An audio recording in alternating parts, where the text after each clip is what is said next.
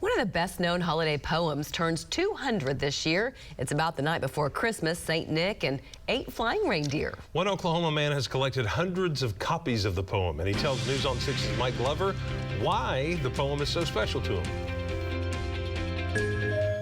"'Twas the night before Christmas, when all through the house, not a creature was stirring, not even a mouse."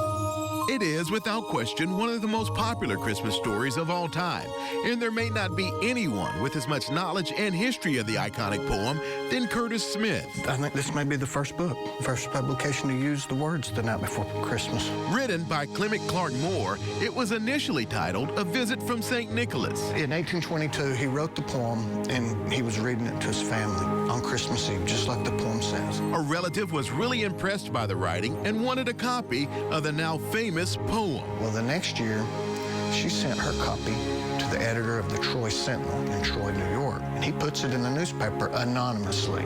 This year marks 200 years since the poem was written, and a 30-year fascination for Curtis, It's from 1882. who now owns more than 1,200 copies of the poem. This is just one little box. Then it gave me a challenge. Okay, now I've got book number 56 or book number 300. And so then it became a full obsession. I love Christmas. And while he isn't totally sure of the number of copies, he knows exactly what he does have. I have a memory, and when I see a book in an auction or see a book somewhere, I can automatically tell you if I have it or not. From newspaper publications to original books, his collection is unmatched by colleges and museums. But Curtis still scans the internet daily, looking to add more. Wherever there's a book that I don't have, I'll try to get it. This is one that's not on the bibliography, and it is the poem. I haven't seen it either, so we're gonna look at it at the same time. I should have gloves on. And last year, his efforts paid off when he found the gem of his collection. Down in Dallas, the Heritage Auctions had the very first "'Twas the Night Before Christmas" book. The first time the poem appeared in a book was in this United States National Almanac in 1824. It's in plastic and not typically handled because there's only 3 remaining copies. The other 2 are, I think, in colleges, and I have the other one. A lot of the publications date back to the 1800s. I'm gonna open this book. Ooh, and which one is that? This is the Cosmopolitan Art Journal from 1858.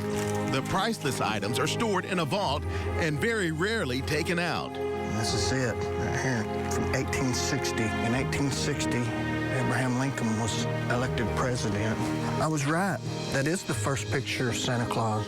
And after 30 years of collecting, Curtis now has one desire for his work. This collection probably needs a good home rather than in my house, you know, in safes here. You know, I bought books in England and Australia and you name it, and I brought them all back to America.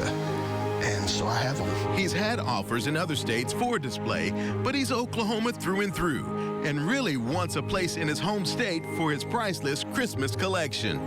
I've collected stockings that were hung by the fireplace or the end of the bed, original illustrations that went into these books from 1949. I have collected the very first, A Christmas Carol. He's not looking to sell his collection or make money for it. He simply wants to share his joy of Christmas with kids of all ages. And the reason why is I think I need to, you know.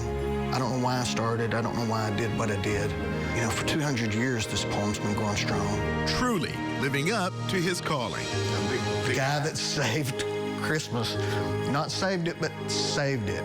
Mike Glover. A happy Christmas to all, and to all a good night. For Oklahoma's own News on 6.